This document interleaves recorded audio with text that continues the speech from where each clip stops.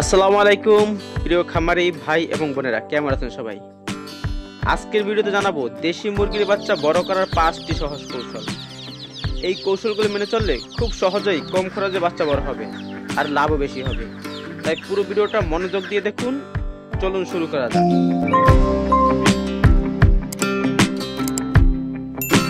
দেশি মুরগির বাচ্চাদের প্রথম 21 দিন খুবই স্পর্শকাতর। এই সময় তাদের রাখতে হবে একেবারে শুকনো হাওয়াবদ্ধ কিন্তু হালকা আলো বাতাস চলাচল করে এমন জায়গায়। নিচে খড়, কাগজ বা বালি বিছিয়ে রাখলে মাটি ঠান্ডা থাকে না। যদি সম্ভব হয় রাতে লাইট বা গরম পানির বোতল দিয়ে হিট দিতে হবে। ঠান্ডা লাগলে বাচ্চারা জড়ো হয়ে কাঁপে, তখনই বুঝতে হবে তাপ ঠিক নেই। একদিন বয়স থেকে 7 দিন পর্যন্ত বাচ্চাদের দিতে হবে গুঁড়ো খাবার, যেমন ভাঙা চাল, ভাঙা গমের গুঁড়ি, যা বাচ্চাদের খাওয়ার উপযুক্ত। প্রথম অবস্থায় কাগজের উপর ছিটিয়ে দিলে ভালো হয়। আর সামান্য পানি, তবে স্যালাইন মিশ্রিত পানি দিলে ভালো ফল পাওয়া যায়। দিনে 5 থেকে 6 বার অল্প অল্প করে খাবার দিতে হবে। খেয়াল রাখতে হবে যেন খাবার সবসময় পরিষ্কার পাত্রে থাকে আর বাসি না হয়ে যায়।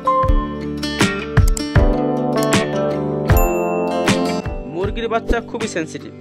তাদের পানি সবসময় ফুটানো ঠান্ডা পানি বা পরিষ্কার পানি হতে হবে। ছোট মুখওয়ালা পাত্র ব্যবহার করুন যাতে ডুবে না যায় বা নষ্ট না হয়। দিনে অন্তত 2 বার পানি বদলানো উচিত।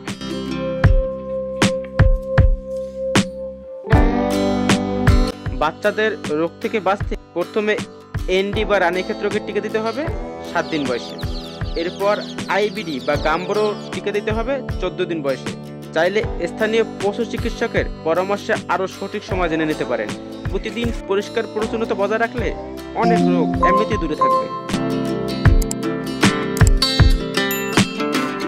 বাচ্চারা যেন খেতে, চলতে আর বিশ্রাম নিতে পারে এমন জায়গা দরকার।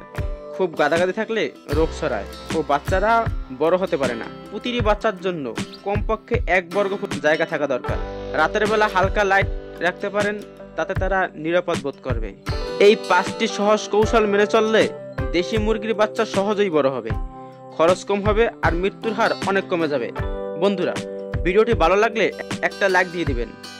আর এমন আরো দরকারি ভিডিও পেতে গ্রামীণ স্বপ্নবীজ চ্যানেলটি সাবস্ক্রাইব করে পাশে থাকবেন।